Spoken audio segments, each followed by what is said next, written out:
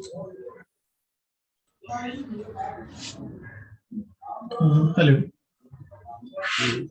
Sir. तो last time हम लोगों ने देख लिया था CSS यूनिट, आप लोगों ने असाइनमेंट भी कर लिया है and it is very nice also comparing to last time. And today हम लोग देखेंगे बॉक्स मॉडल CSS में। Okay,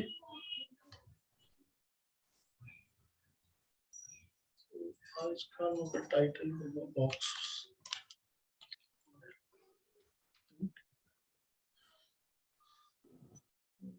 let's see.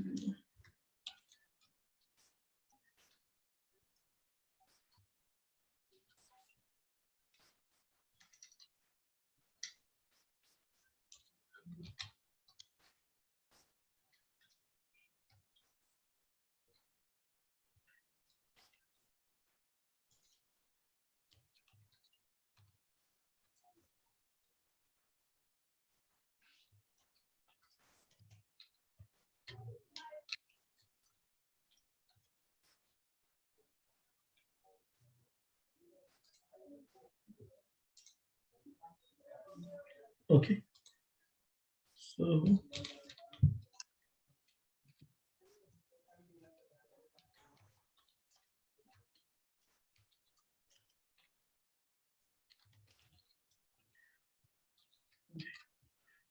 In JavaScript sir है ना, सॉरी इन HTML, अगर आप लोग बॉक्स मॉडल समझना जरूरी इसलिए है ना, क्योंकि हम लोग जितना भी नोड लिखते हैं, राइट, एग्जाम्पल हम लोग जितना भी यहाँ पे HTML एलिमेंट बनाते हैं, तो इसका जो बाय डिफॉल्ट शेप होता है ना, वो होता है रेक्टेंगल। अब इसमें तुम बॉर्डर एरिया दो या कुछ भी दो, लेकिन जो ब्राउजर का ये जो स्पेस लेता है ना, वो बेसिकली एक रेक्टेंगल ही होता है। ठीक, सिंस ये देखो ये डिव एलिमेंट है, तो ये सॉरी ये ब्लॉक एलिमेंट है, तो ये 100% ले रहा है, but in a way it is box only, nothing sorry. Okay, so now if you look here, तो हम लोगों का ये जो H1 एलिमेंट है वो एक इसका मतलब ब्राउजर में क्या करेगा, इतना स्पेस जैसे मैं होवर कर रहा हूँ ना, तो आप देख रहे हो ना, जितना भी ये हल्का सा जो ग्रीनिश और जितना भी अभी सिलेक्टेड रीजन है ना, वो पूरा स्पेस हमारा H1 ले रहा है। तो अगर आप ध्यान से देखिए ना, तो ये आपको एक बॉक्स जैसा ही दिखेगा। तो CSS में हम लोग बोलते हैं ना कि जितना भी एलिमेंट हम लोग बनाते हैं, by default it is a box. Okay, अब इम्पोर्टेंट चीज ये होता है ना सर कि बॉक्स में कितने पार्ट्स होते हैं। तो एक मैंने CSS का आप लोगों को लिंक बहुत पहले भेजा था, लर्न CSS करके एक वेबसाइट है, तो इसी को आज रेफरेंस लेके हम लोग ये समझने का कोशिश किया जाएगा, और आप लोग को मौका मिलेगा तो ये जरूर एक बार देखिएगा। तो इसमें क्या मतलब बोला जा रहा है कि आप जितना भी ये अपने हम लोग HTML में कुछ भी देखते हैं, एवरीथिंग इज अ बॉक्स। सो अगर मैं यहाँ पे 2-3 बॉक्स बना लेता हूँ, डेल बॉक्स का,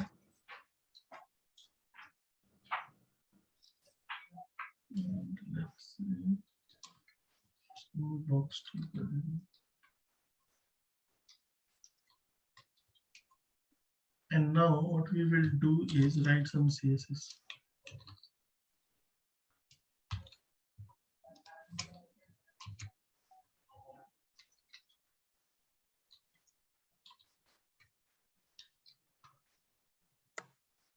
तो एक स्टेटमेंट अभी आप लोग याद कर सकते हैं, इन HTML और CSS, everything which is displayed on a browser is a box. Okay, अब ये जो हमारा बॉक्स होता है उसमें बहुत सारा पार्ट्स होता है। तो लेट्स से दैट मैं इसका विड्थ दे देता हूँ 300 पिक्सल, हाइट 300,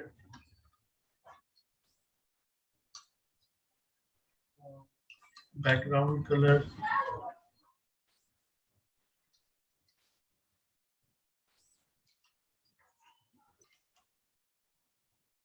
लाइट कॉरल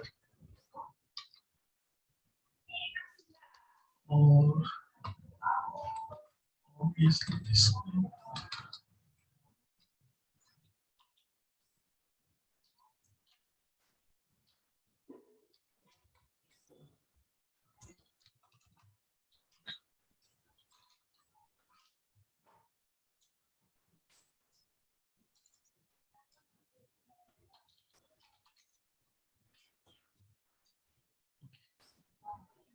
तो आप देखिएगा ना सर, हमारे पास दो बॉक्स है और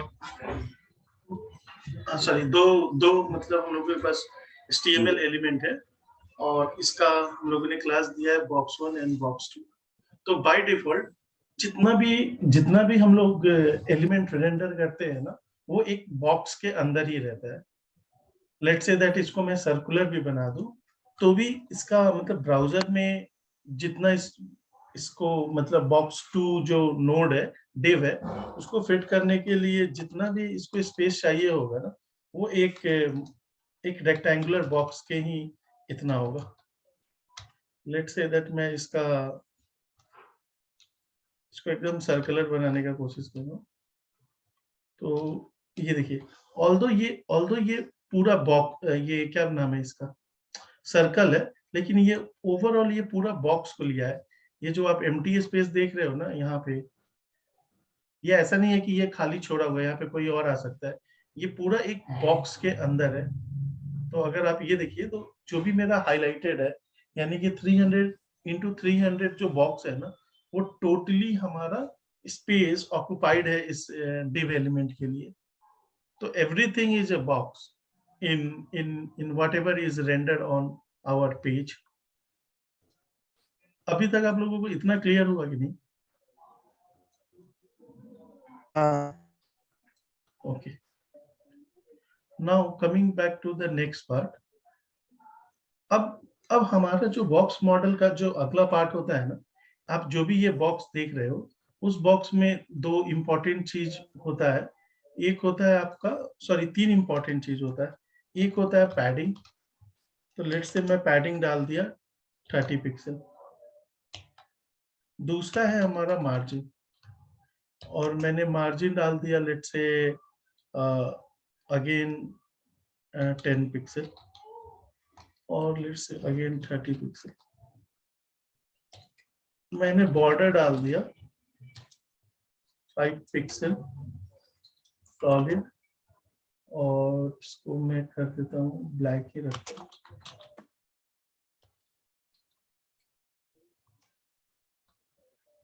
अब पैडिंग, मार्जिन और बॉर्डर। तो सर हमारा जो ये बॉक्स है ना, इसका रेडियस बता देता हूँ।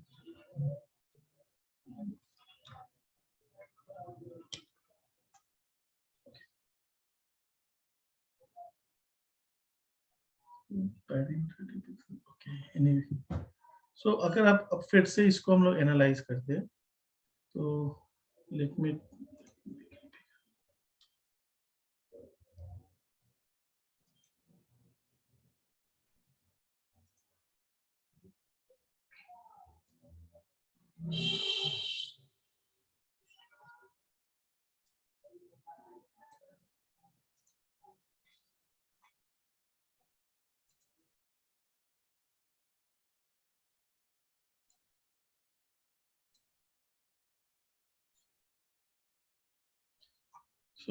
अगर सर हमें ये देखिए, तो इसमें ये जो हम लोगों का बॉक्स सेलेक्ट है बॉक्स 2, इसका हम लोगों ने क्या दिया हुआ है, विड्थ दिया हुआ है कितना, 300, और हाइट 300 दिया है। लेकिन जब हम लोग इसको होवर करेंगे ना, तो अगर आप लोग को ध्यान से दिख रहा होगा ना, तो इसका इस टोटल बॉक्स का साइज है 369.9। It mean that 370 into 370, right. Although हम लोगों ने इसका विथ हाइट 300 इंटू 300 पिक्सल दिया हुआ है। तो जब अपना ब्राउजर जब इस बॉक्स को ड्रॉ करता है वेब व्यू पे, तो वो क्या क्या कंसीडर करता है, इसका ओवरऑल ओवरऑल मतलब इस बॉक्स को बनाने में कितना स्पेस लगेगा उसके लिए। तो ये क्या करेगा, जितना हम लोगों ने विड्थ दिया है, हाइट दिया है, पैडिंग, मार्जिन और बॉर्डर दिया, सबको इंक्लूड कर लेता है। तो ऑल्दो हम लोगों ने बोला है कि इस डिव का विथ और हाइट 300 इंटू 300 बाई 300 होगा, लेकिन ये 370 ले रहा है। वो किस लिए ले रहा है ना, अगर हम लोग विथ की बात करें तो 300, पैडिंग देखो दोनों तरफ से ऐड हो रहा है, 30 लेफ्ट साइड में और 30 राइट साइड में, तो ये हो गया हम लोगों का 360 और 360 हो गया। और हमारा जो बॉर्डर है, ये जो हमारा बॉर्डर है वो 5 पिक्सल का है, 4.95 दे रहा है, लेकिन पता नहीं है ऐसा क्यों दे रहा है, बट इनफैक्ट ये मेरा 5 पिक्सल राइट में हो गया, 5 पिक्सल लेफ्ट में हो गया। तो हॉरिजॉन्टली ये, तो हॉरिजॉन्टली ये हमारा कितना हो गया, 335 और यहाँ पे 30 और 5, तो ये 30 30 30 60 और 10 70 और 300, तो 370 हो गया। इसीलिए इसका पूरा मतलब बॉक्स का साइज है ना तुम्हारा 370 आ रहा है। अब देखो, अगर इस एलिमेंट पे, अगर इस डिव एलिमेंट पे तुम जितना भी मार्जिन देते हो ना, वो तुम्हारा बॉक्स का रियल साइज में नहीं आता है।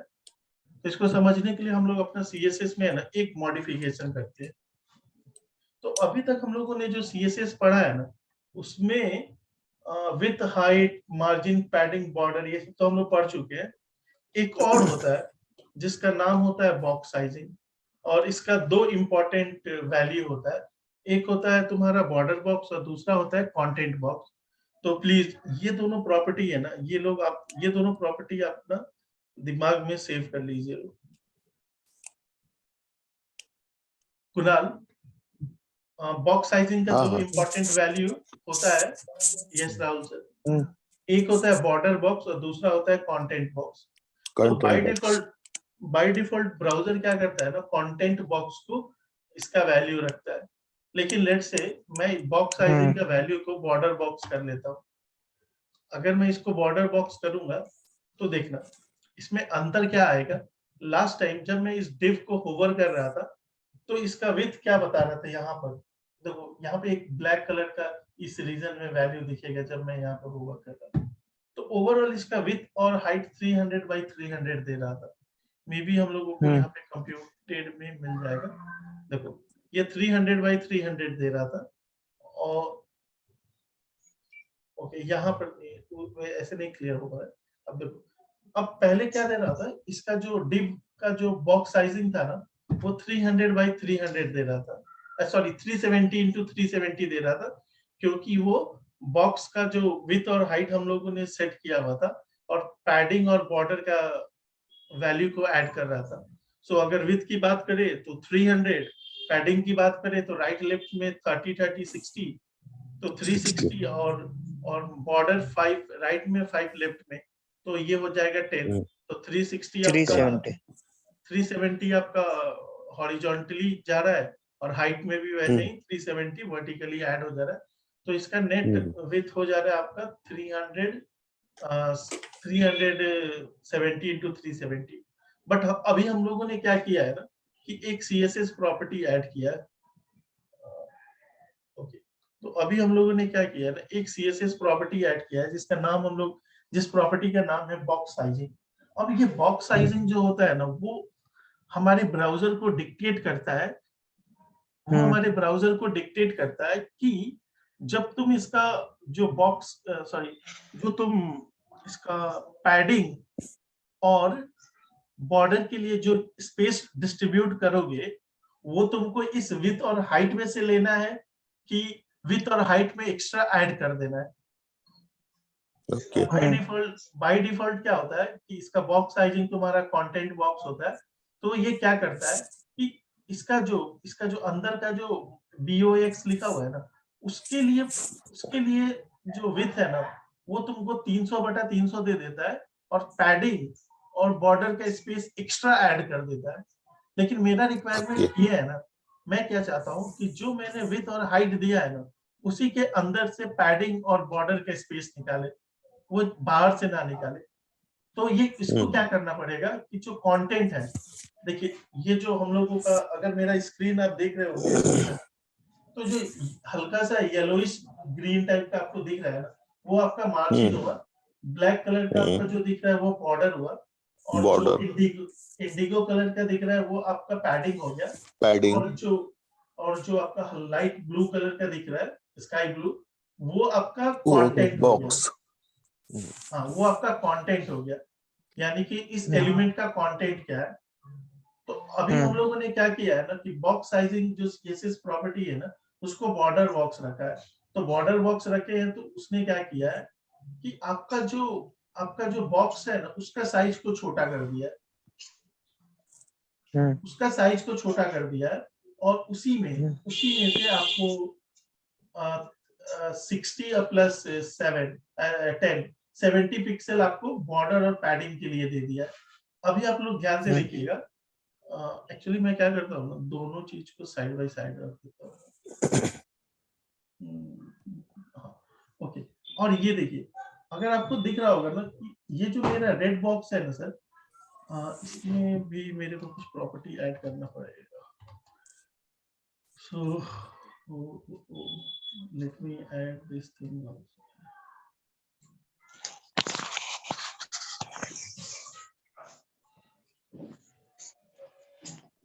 और इसके अंदर जो बॉक्स साइजिंग है ना, मैं बाय डिफॉल्ट वाला कंटेंट बॉक्स रख देता हूँ। अब यहाँ पर अगर आप ध्यान से देखिए तो जो मेरा बॉक्स है, इस पे भी मैंने विड्थ और हाइट 300 बाई 300 दिया है, और जो मेरा बॉक्स 2 है, इस पे भी मैंने हाइट 300 बाई 300 दिया है। लेकिन अगर आप ध्यान से देखिएगा ना, तो जो बॉक्स 1 है उसका साइज थोड़ा बड़ा है, राइट।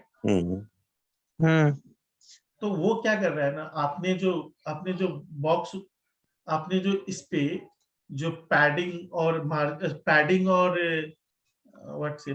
और बॉर्डर दिया है, तो पैडिंग और बॉर्डर, हाँ वो ऐड हो जाता है, ऐड हो जाता है। तो इसीलिए ये बड़ा दिख रहा है, ऑल्दो आपने इसका विड्थ 300 दिया है, लेकिन ये क्या कर रहा है, 70 से ज्यादा कर दे रहा है। लेकिन दूसरा जो हम लोगों ने बॉक्स बनाया है ना, इसके अंदर हम लोगों ने बॉक्स साइजिंग को क्या दे दिया है, बॉर्डर बॉक्स दे दिया है। और बॉर्डर बॉक्स सीएसएस प्रॉपर्टी को क्या करता है ना, कि जो हमारा कंटेंट है, जिसका हम लोगों ने विड्थ और हाइट 300 क्रॉस 300 किया हुआ है, 300 बाई 300 किया हुआ है, तो वो क्या करेगा कि आपका जो पैडिंग का जो स्पेस है और जो बॉर्डर का स्पेस है वो 300 में से देगा। तो अगर हम लोग इसका लेआउट पे जाके देखें तो देखिए, इसने क्या किया, बॉक्स 2 के लिए क्या किया, हम लोगों ने इसका विड्थ और हाइट 300 दिया हुआ था, लेकिन इसने क्या किया, 60 माइनस कर दिया है, और 10 आपका क्या नाम है, 10 आपका इसके लिए कम कर दिया है, बॉर्डर के लिए। तो नेट हम लोग का कंटेंट का विड्थ क्या हो जा रहा है, 230 हो जा रहा है। अब उसी तरह आप इसका बॉक्स 1 का देखिए, तो बॉक्स 1 पे हम लोगों ने क्या किया है, बॉक्स साइजिंग का वैल्यू रखा है कंटेंट बॉक्स, और इसका विड्थ 300 और हाइट 300 दी है। तो अगर आप ध्यान से देखिए तो इसका कंटेंट का हाइट है ना 300 है, और इसका विड्थ 300 है, और इसका पैडिंग और बॉर्डर इसके लिए इस एलिमेंट पे ये जो कंटेंट का स्पेस है ना, उसको टच नहीं किया गया है। और बॉक्स साइजिंग में क्या किया गया है कि इसको, मतलब जो भी हम लोग का विड्थ और हाइट स्पेसिफाइड है, उसके अंदर से ये पैडिंग और बॉर्डर का स्पेस ले लिया गया है। तो हमारा अभी तक बॉक्स मॉडल में जो मैंने आपको बात बताया कि सीएसएस में एवरीथिंग इज अ बॉक्स, और आप बॉक्स का जो भी विड्थ और हाइट देते हो उसके अकॉर्डिंग काम करता है। और बॉक्स विड्थ और हाइट, उसके अलावा जो बॉक्स मॉडल में जो इंपॉर्टेंट सीएसएस प्रॉपर्टीज है, वो आपका पैडिंग, मार्जिन एंड बॉर्डर है। तो जो आप मार्जिन अप्लाई करते हो वो आपका मार्जिन अप्लाई करते हो वो आपका विड्थ और हाइट से एक्स्ट्रा होता है। It is not a part of width and height. The margin, इस बॉक्स में अगर आपने मार्जिन ऐड किया है ना, तो वो मार्जिन आपका 300 विड्थ और हाइट से एक्स्ट्रा है, करेक्ट। और दूसरा होता है बॉर्डर और मार्जिन। तो अगर आप ध्यान से देखिएगा तो किसी भी बॉक्स मॉडल का जो सबसे अंदर का पार्ट होता है वो कंटेंट होता है, कंटेंट के बाहर पैडिंग होता है, पैडिंग के बाहर बॉर्डर होता है, और उसके बाहर मार्जिन होता है, मार्जिन। और मार्जिन आपका बॉक्स साइजिंग का स्पेस नहीं यूटिलाइज करता है, वो एक्स्ट्रा होता है। अब देखिए, अगर हम लोग ने विथ और हाइट दिया है, और हम लोग चाहते हैं कि इसका पैडिंग और बॉर्डर हमारा विथ और हाइट का पार्ट रहे, तो हम लोग बॉक्स साइजिंग जो CSS प्रॉपर्टी है उसका वैल्यू हम लोग बॉर्डर बॉक्स दे सकते हैं। तो इतना मैं आप लोगों को बताना चाह रहा था, इतना मेरा क्लियर है। और ये हो गया हम लोगों का, और आप आराम से देख पा रहे हैं, इसमें अभी तक कोई दिक्कत नहीं है। अब यू गाइस लाइक मैं आप लोगों से क्वेश्चन ले रहा। हाँ, और एक बात आपको याद है ना, जो मार्जिन है ना सर, जो मार्जिन है ना, वो आपका बॉक्स का प्रॉपर्टी नहीं है। और एक और चीज आपको यूनिक बताता हूँ, इसको आप लोग प्रिसाइसली नोट डाउन भी कर लीजिएगा। तो इसमें मोस्ट इंपॉर्टेंट चीज क्या है ना, अब देखिए, ये जो मेरा बॉक्स है, ठीक है ना, इस पे मैंने मार्जिन क्या दिया है, टॉप 30 दिया है और बॉटम 30 दिया है।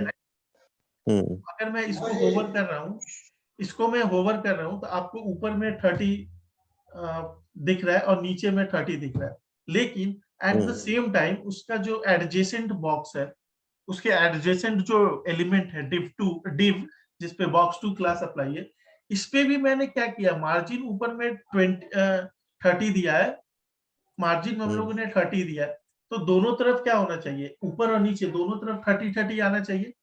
तो ओवरऑल ये box1 और box2 के बीच का स्पेस कितना होना चाहिए? मार्जिन माइनस नहीं, अगर मान दोनों लीजिए का मेरा मार्जिन रहता है। हाँ, अगर देखिए सर, ये जो बॉक्स है उसका बॉटम मार्जिन 30 है, और ये जो box2 है उसका टॉप मार्जिन 30 है। तो इन दोनों के बीच का स्पेस कितना होना चाहिए? दोनों के बीच में अगर देखें मार्जिन फिक्स रहता है, जैसे एक जो रूल रहता है, तो उस हिसाब से तो 60 होना चाहिए दोनों के बीच का। करेक्ट। लेकिन इसके अंदर ये एडजेसेंट रहता है ना, उसको काउंट नहीं किया जाता है, करेक्ट। इसलिए वो तो वेरिएबल रहेगा। ये इम्पोर्टेंट चीज है, उसको आप लोग याद रखिएगा। अगर दो बॉक्स है और दोनों बॉक्स के बीच में मार्जिन है, तो वो ये क्या करेगा कि एक ही बॉक्स का मार्जिन को डालेगा। अब देखिए, इसका भी 30 है, इसका भी 30 है, तो वो किसका 30 को डालेगा, जिसका ज्यादा होगा।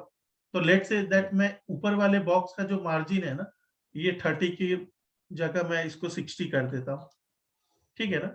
अब देखिए, जब मैंने 60 किया ना, तो इसने क्या किया, इन दोनों के बीच का जो स्पेसिंग है ना, वो 60 रखा है। ऐसा नहीं है कि 90 भी नहीं रखा है और 30 भी नहीं रखा है।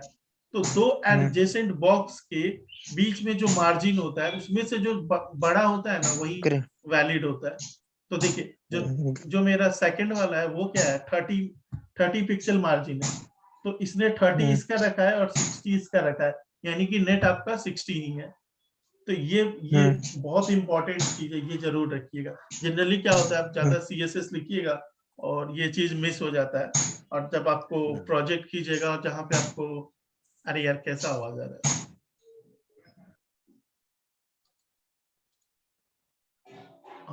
और क्या बोलते हैं कि अगर आपका ये दो बॉक्स है, दोनों एडजेसेंट है, तो उसके बीच का जो मार्जिन होगा ना, तो वो दोनों मार्जिन का समेशन ना होकर दोनों का जो मैक्स होगा ना, वो आ जाता है। तो ये बहुत इंपॉर्टेंट चीज है, ये हम लोगों को याद रखना है। बॉक्स मॉडल क्या है वो भी क्लियर हो गया। अब एक तीसरा जो चीज है वो मैं आप लोग को बता दे रहा हूँ कि, अरे एक सेकेंड, तो ये जो हम लोग है, हाँ, हम लोग यहाँ पे जाते हैं, और जो हमारा box1 है ना, इसके अंदर बहुत सारा टेक्स्ट डाल देते हैं।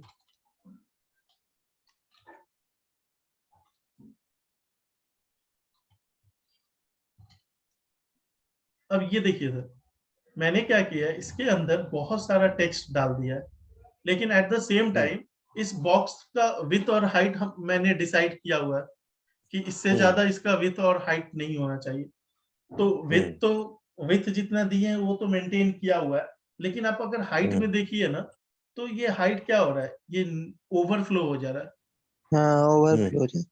तो ये जो ओवरफ्लो है ना, वो बहुत इंपॉर्टेंट टर्म है। तो जब भी हमारा कंटेंट हमारा विड्थ और हाइट से ज्यादा होता है ना, तो वो कंटेंट बाहर निकल जाता है और जिसको ओवरफ्लो करते हैं कहते हैं। लेकिन ये हमारा डिजायरेबल बिहेवियर नहीं है।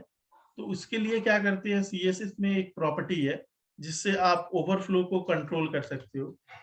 तो देखिए इसमें दो प्रॉपर्टी है, एक तो आपका ओवरफ्लो है और दूसरा है आपका ओवरफ्लो एक्स और ओवरफ्लो वाई। तो अगर आप केवल इसका लेट्स से हमारे केस में वाई को कंट्रोल करना है, तो मेरे पास बहुत सारा ऑप्शंस है।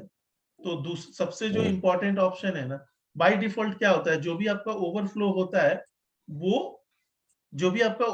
होता है वो आपका विजिबल होता है। देख रहे हैं नीचे की ओर विजिबल है। तो मैं इसको क्या कर सकता हूँ ना, इसको हिडन कर सकता हूँ। तो अगर मैं हिडन कर दिया तो आपको दिखाई दे रहा होगा कि ये क्या हो रहा है, ये आपको विजिबल नहीं है। हिडन का मतलब ही हो गया विजिबल नहीं है। दूसरा प्रॉपर्टी है विजिबल। ये बाय डिफॉल्ट यही प्रॉपर्टी होता है, अगर तुम कुछ वैल्यू स्पेसिफाई नहीं करो तो ये यही वैल्यू रहेगा उसका। तीसरा होता है क्लिप। तो ये क्या करेगा, काट देता है आगे, मतलब डालेगा ही नहीं, हाइड भी नहीं करेगा लेकिन डालेगा ही नहीं।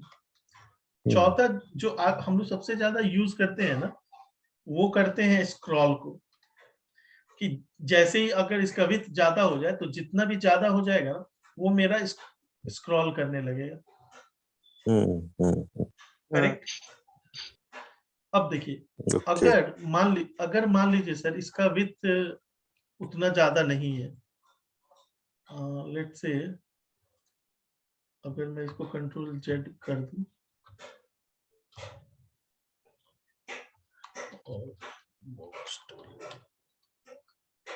अब मैं इसका बॉक्स 2 कर दूं, और मैं इसमें क्या कर रहा हूं ना कि इसका ओवरफ्लो का प्रॉपर्टी स्क्रॉल दे देता हूं। तो आप देखिएगा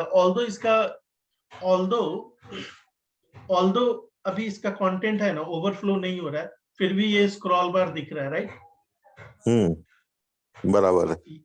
तो आप इसका अगर प्रॉपर्टी ओवरफ्लो स्क्रॉल रखिएगा तो आपको ये स्क्रॉलेबल हो चाहे ना हो, आपको स्क्रॉल बार दिखेगा। तो ये गंदा दिखता है, तो इसीलिए हम लोग क्या करते हैं ना, इसको ऑटो रखते हैं। तो ऑटो रखने का मतलब क्या होता है, देखिए अभी मेरा ये ऑटो है ना, तो ऑल्दो अभी मेरा क्या बोलते हैं, अभी इस कंडीशन में इसके अंदर टेक्स्ट उतना ज्यादा नहीं है, तो ये क्या कर रहा है, ये स्क्रॉल बार वाला एरिया को नहीं दिखा रहा है। लेकिन जैसे एक सेकेंड, अगर लेट्स से दैट मैं यहाँ पे जाके फिर से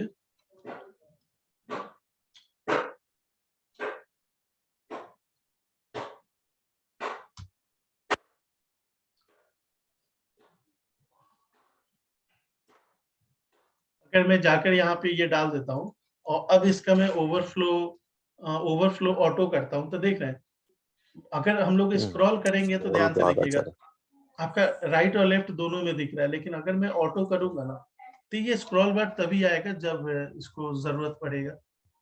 ठीक, तो ये हो गया। और दूसरा चीज हो गया आपको मार्जिन पैडिंग, और margin is not included in a part of this box model. और दूसरा चीज, आइडियली आप लोग का मन में ये सवाल उठ रहा होगा कि यार मेरे को पैडिंग का भी यूज करना चाहिए, मार्जिन का भी यूज करना चाहिए। तो अगर देखिए आपको मार्जिन तब करना है ना, जब ये वाला एलिमेंट को किसी दूसरे एलिमेंट के रेस्पेक्ट में आपको कुछ स्पेस डालना हो। अगर मेरा बॉक्स 1 है, बॉक्स 2 है, अब बॉक्स 1 और बॉक्स 2 के बीच में स्पेस डालना है ना, तो मैं इसको क्या बोलूं, तो मार्जिन यूज करूंगा। लेकिन पैडिंग तब यूज करूंगा ना जब मेरे को बॉक्स कंटेंट जो है ना उस पे ये आपको स्पेसिंग करना हो। तो उसका सबसे इंपॉर्टेंट चीज है ना, आपने बैकग्राउंड कलर जो अप्लाई करते हैं ना, ये जो बैकग्राउंड कलर जो सीएसएस प्रॉपर्टी है ना, वो आपका ये जो कलर क्या क्या चीज पे अप्लाई होता है, आपका मार्जिन पे बैकग्राउंड कलर अप्लाई नहीं होता है, राइट। आपका बॉर्डर पे ये बैकग्राउंड कलर अप्लाई नहीं होता है। आपका पैडिंग और आपका कंटेंट दो ही चीज पे ये बैकग्राउंड कलर अप्लाई होता है। अगर आप क्या चाहते हैं कि आपको पैडिंग तब ऐड करना है ना जब आपको बॉर्डर के अंदर में स्पेस देना है। तो उसका सबसे ट्रिवियल एग्जांपल हम लोग जो बार बार बटन बनाते हैं उससे है। लेट्स से मैं एक छोटा सा बटन बना ले रहा हूँ।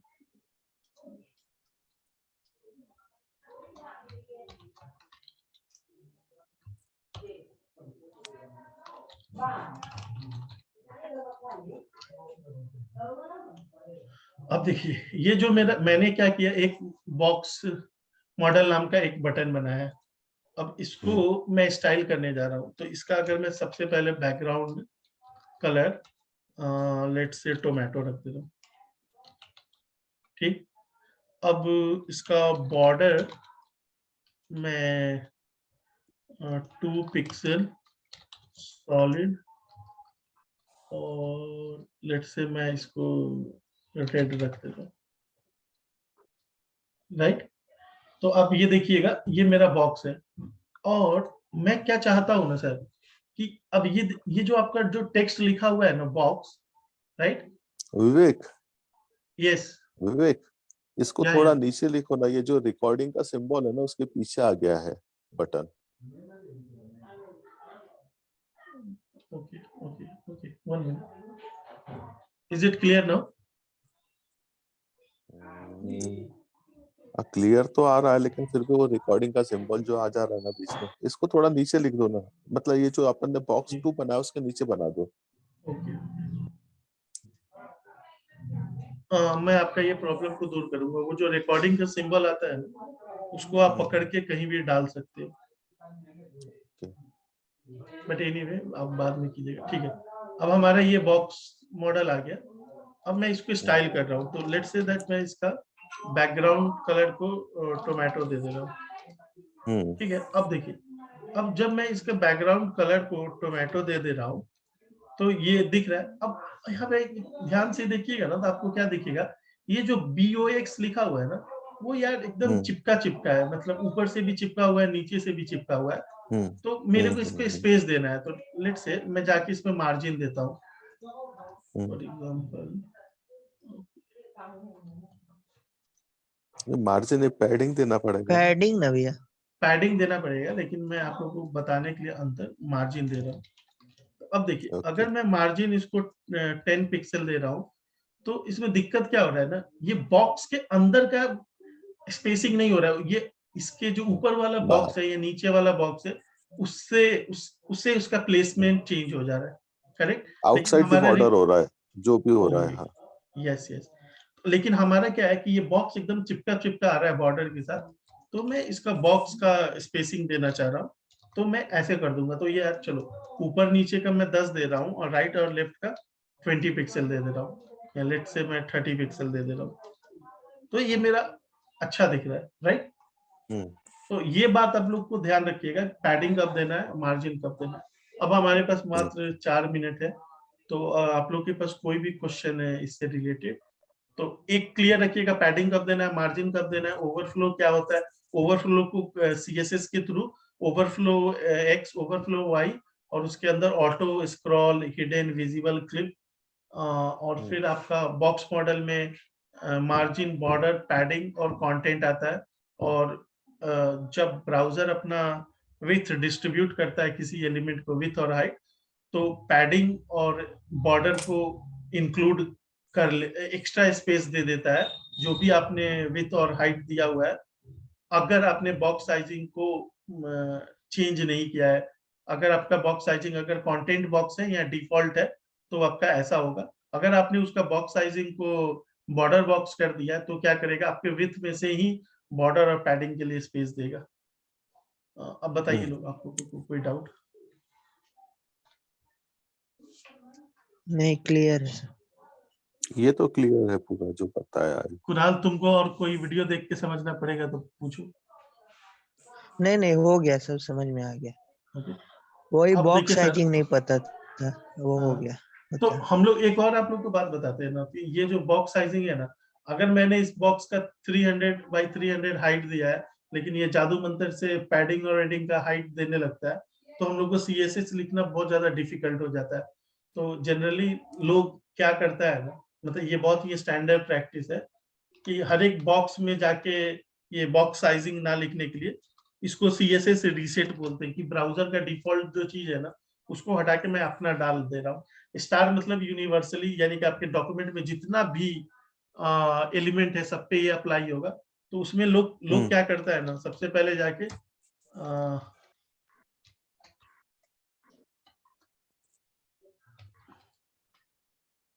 लोग क्या करता है, सबसे पहले जाके है ना इसका मार्जिन को 0 कर देता है कि ब्राउजर अपने मन से कोई मार्जिन ना लगाए, और पैडिंग को भी 0 कर देता है।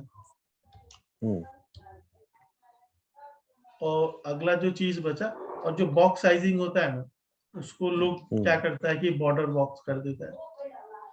तो इससे क्या होता है ना कि मान लीजिए हम लोगों को हर एक एलिमेंट पे पैडिंग बॉर्डर तो लगाना ही पड़ता है ना, और हम लोगों ने मेंटली विथ दिया है कि चलो इसका विथ 200 होगा। अब क्या करेगा, गलती से मेरे को स्टाइलिंग करना है और मैंने जाके पैडिंग 10 लगा दिया, तो वो क्या करेगा, वो डब्बे का मतलब कंटेंट का साइज में से ले लेगा। तो जस्ट फॉर क्लैरिटी ना, ये 3 CSS प्रॉपर्टी जनरली कोई भी प्रोजेक्ट में मैंने देखा है कि ये होता ही होता है। Okay. अब इसमें क्या हो गया, अगर आपने ये बॉक्स साइजिंग कंटेंट बॉक्स नहीं लिखा, तो ये क्या करेगा, आपने पैडिंग दिया इसमें से ले लिया, अब आपको दिमाग में समझ में ही नहीं आएगा यार इस बॉक्स पे कितना, इसका बॉक्स का डायमेंशन क्या है, विड्थ कितना, हाइट क्या है। आपने तो 300 बाई 300 लिखा है और आगे जाके कहीं से पैडिंग सेट हो रहा है। तो ये मेंटल क्लैरिटी के लिए लोग जनरली बॉक्स साइजिंग को बाय डिफॉल्ट बॉर्डर बॉक्स करके छोड़ देते हैं। तो आज के लिए इतना ही, कल मिलेंगे और कल हम लोग CSS पोजिशनिंग पढ़ेंगे। ठीक है। ठीक है। और आप लोगों ने असाइनमेंट किया था वो बहुत अच्छा था, और बाकी भी असाइनमेंट कीजिए। और कोड पेन पे भी आप लोग चाहिएगा ना तो प्रैक्टिस कर सकते हैं, और कोड पेन पे अपना प्रोजेक्ट, हाँ ठीक है ओके, उस पे सेव भी कर सकते हैं ना अपन। हाँ, आप अपना सेव कर लीजिएगा और कभी भी फ्यूचर में उसको रेफरेंस कर सकते हैं। अगर आप वो URL भी मेरे को